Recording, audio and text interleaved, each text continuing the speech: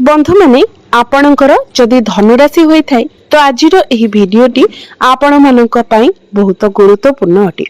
तेणु आपण निजर गुरुत्वपूर्ण समय मध्यरु 10 मिनिट समय निज पई दियंतु एवं निजर भविष्यत विषय रे जानंतु। धनुराशि रो व्यक्ति विशेष मानकर जीवन एही पवित्र महाशिवरात्रि ठारू बदलिबाकू जाउछि। कारण ग्रह नक्षत्र मानकर चलन रे एक बहुत बड़ परिवर्तन हेबाकू जाउछि, जहा फल रे आपणक जीवन रे मध्य किछि बड़ हेबाकू जाउछि, किछि खास हेबाकू जाउछि। आपणक जीवन रे चलिथिबा अनेक दुख कष्ट एवं समस्यार अंत हेबाकू जाउछि। एही महाशिवरात्रि ठारू आपणक जीवन रे पुणी थरे खुशी फेरिबाकू जाउछि। कारण आपणक राशि रो तृतीय भाव रे लक्ष्मी नारायण राजयोगर निर्माण हेबाकू जाउछि। एही महाशिवरात्रि ठारू बुध शुक्र एवं सूर्य आपणकर तृतीय भाव को चलन करिवे। राहु मध्य तृतीय भाव रे नक्षत्र परिवर्तन करिवे, जहा फल रे आपणकर भाग्य रे एक बहुत बड़ परिवर्तन हेबाकू जाउछि।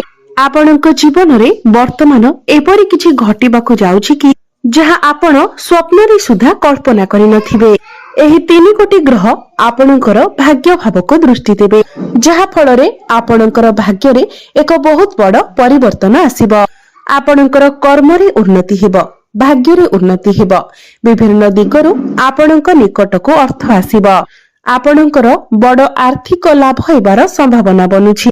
तेबे आसंतु जानिबा एही पवित्र महाशिवरात्रि ठारू आपणक जीवन रे कोन सब बड़ घटना घटिबाकू जाउछि। तेबे ता पूर्वरु जदि आपणकर धनु राशि होई थाए तो भिडियोटी को लाइक करी चैनल टी को सब्सक्राइब करि देबे एवं कमेंट बॉक्स रे भक्ति एवं श्रद्धार सहित हर हर महादेव निश्चय लिखिबे। पूर्वरु आपणकर कुंडली रे ग्रह मानकर स्थिति खराब थिबा हेतु आपणकर स्वास्थ्य जनित समस्या देखा देउथिला। आपणकर धन जनित समस्या देखा देउथिला। आपणको बहुत अधिक परिश्रम करबाको पडुथिला। परिश्रम अनुसार आपणको फल प्राप्ति होई पारु नथिला। आपण ऋण देथिले किंतु ऋण सुझिबाको आपण समर्थ होई पारु नथिले। ऋण करजर मायाचल रे आपण छंदी होई जायथिले। ऋण करजर भार आपणको ऊपर बढ़ी जायथिला। आपणको घर परिवार रे खुशीर वातावरण नथिला। शिक्षा क्षेत्र रे समस्या देखा देउथिला। आपणकर योग्यता थिबा सत्वे मध्य आपणको चाकरीटे प्राप्ति होई पारु नथिला। समाज रे आपणकर मान सम्मान कम होई जायथिला। प्रेम जीवन रे मध्य समस्या देखा देउथिला। संतान संतति पई आपण चिंतित रहुथिले। व्यापार वाणिज्य रे मध्य लॉस हेउथिला। तेबे एभली जहा पे किछि समस्या आपणक जीवन रे लागि रहितिला ताहा एबे दूर हेबाकू जाउछि। एही पवित्र महाशिवरात्रि ठारू पुनर्बार आपणक जीवन को खुशी फेरिबाकू जाउछि। एही महाशिवरात्रि ठारू बुध शुक्र सूर्य एवं मंगल आपणकर तृतीय भाव को चलन करिवे एवं चतुर्ग्रही जोगर सृष्टि करिवे एवं सीधा दृष्टि आपणकर भाग्य भाव को देबे। तृतीय भाव रे रहुतिबा हेतु जो माने ऑनलाइन में काम करूछंती, डिजिटल मार्केटिंग रो काम करूछंती, फाइनेंस क्षेत्र रे अछंती, ट्रैवल एंड टूर रो काम करूछंती, सेमानंकु एही महाशिवरात्रि परे अनेक गुडिये सफलता प्राप्ति हेबा। आपण बहुत अधिक छोट मोट जगह को यात्रा करि पारंती। आपणकर कम्युनिकेशन स्किल बहुत भलो रहिबो। आपण निजर बाणी द्वारा अनेक गुडिये सफलता हासिल करि पारिबे। घर परिवार रे हस खुशीर माहौल लागि रहिबो। सदस्य मानक सहित आपणकर संपर्क बहुत भलो रहिबो। भाग्य भाव को देखिबार अर्थ हेउची एही महाशिवरात्रि परे आपणकर भाग्य रे एक बहुत बड़ उन्नति आसीबो।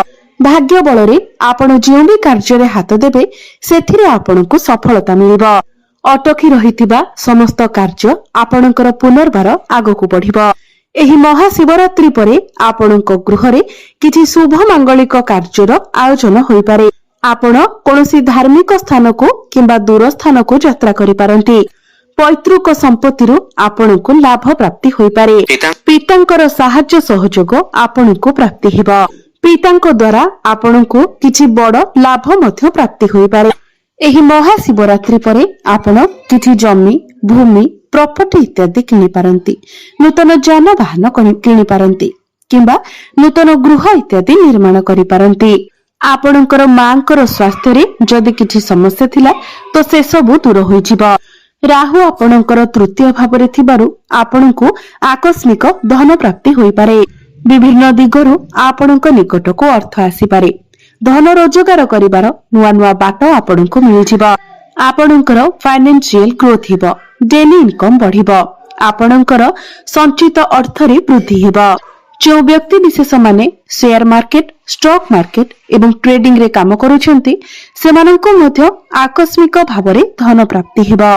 ଯେହେତୁ ଗୁରୁଙ୍କର ଦୃଷ୍ଟି ଆପଣଙ୍କର ଏକାଦଶ ଭାବ ଉପରେ ରହୁଅଛି ତେଣୁ ଆପଣଙ୍କୁ ବଡ ଆର୍ଥିକ ଲାଭ ମିଳିବାର ଅନେକ ଦିଗରୁ ଆପଣଙ୍କ ପାଖକୁ ଧନ ଆସିବ।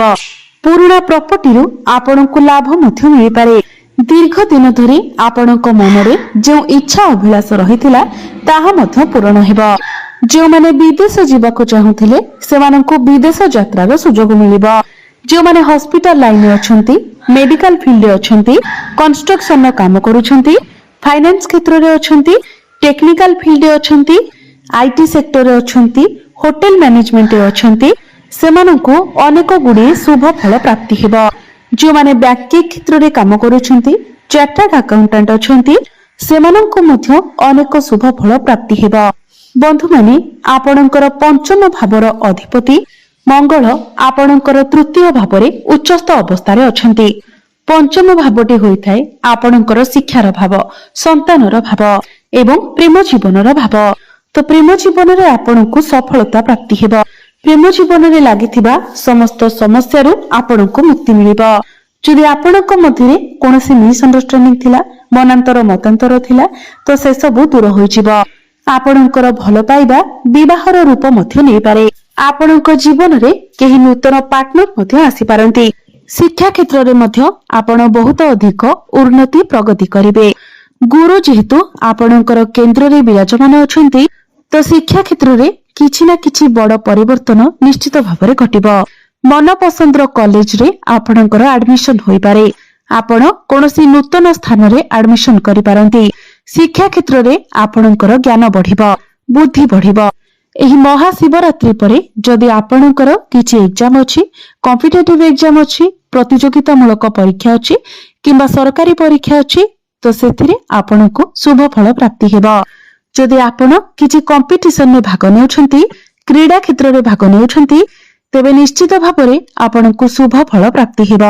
ଯେହେତୁ ଗୁରୁ ଆପଣଙ୍କର ସପ୍ତମ ଭାବରେ ବିରାଜମାନ ଅଛନ୍ତି, ଯେଉଁ ଦମ୍ପତି ମାନେ ଦୀର୍ଘ ଦିନ ଧରି ସନ୍ତାନ ସୁଖରୁ ବଞ୍ଚିତ ଥିଲେ ସେମାନଙ୍କୁ ସନ୍ତାନ ସୁଖ ପ୍ରାପ୍ତି ହେବ। ଏବଂ ଯଦି ଆପଣଙ୍କର ସନ୍ତାନ ଅଛନ୍ତି ତ ସନ୍ତାନଙ୍କ ତରଫରୁ ଆପଣଙ୍କୁ କିଛି ଖୁସି ଖବର ମିଳିପାରେ। ନିଜର ସନ୍ତାନଙ୍କ ପାଇଁ ଆପଣ ସମାଜରେ ପ୍ରଶଂସିତ ହେବେ। ନୂତନ ଗର୍ଭ ଧାରଣ କରିବା ପାଇଁ ସମୟ ଆପଣଙ୍କ ପାଇଁ ବହୁତ ଭଲ ରହିବ।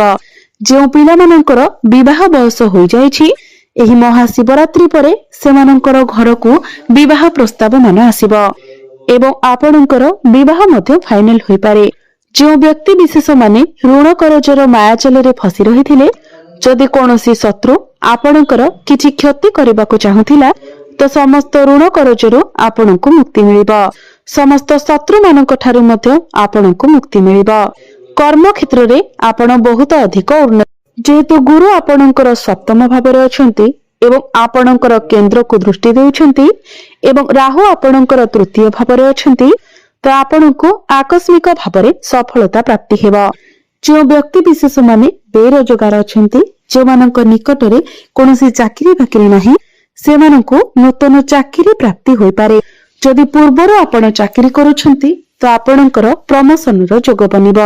କର୍ମ କ୍ଷେତ୍ରରେ ଆପଣଙ୍କର ଟ୍ରାନ୍ସଫର ହୋଇପାରେ। ଉପର ଅଫିସରଙ୍କର ସପୋର୍ଟ ଆପଣଙ୍କୁ ପ୍ରାପ୍ତି ହେବ। ସମାଜରେ ଆପଣଙ୍କର ମାନ ସମ୍ମାନ ବଢିବ। ଆପଣଙ୍କର ଲୋକପ୍ରିୟତା ବଢିବ। ଆପଣଙ୍କ ପାଖକୁ ନୂଆ ନୂଆ କାମ ଆସିବ। ଆପଣଙ୍କର ଦାୟିତ୍ୱ ମଧ୍ୟ ବଢିବ। ଯେଉଁମାନେ ବ୍ୟାପାର ବାଣିଜ୍ୟ କରୁଛନ୍ତି ସେମାନେ ସେମାନଙ୍କର ବ୍ୟାପାର ବାଣିଜ୍ୟ କ୍ଷେତ୍ରରେ ବହୁତ ଅଧିକ ଉନ୍ନତି ପ୍ରଗତି କରିବେ। କିଛି ନୂତନ ବ୍ୟାପାର ମଧ୍ୟ ଆରମ୍ଭ କରିପାରନ୍ତି। ଆପଣଙ୍କର ଗ୍ରାହକ ସଂଖ୍ୟା ବଢିବ। ବୈବାହିକ ସୁଖ ଆପଣଙ୍କୁ ପ୍ରାପ୍ତି ହେବ।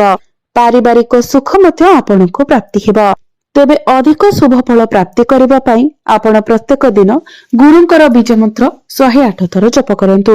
प्रत्येक गुरुवार दिन कदली गछ मूल हलदी मिश्रित जल अर्पण करंतु एवं प्रत्येक दिन संध्या समय आपण हनुमान चालीसार पाठ करंतु। प्रत्येक दिन सकाळ समय ओम नमः शिवाय मंत्र 108 थर जप करंतु।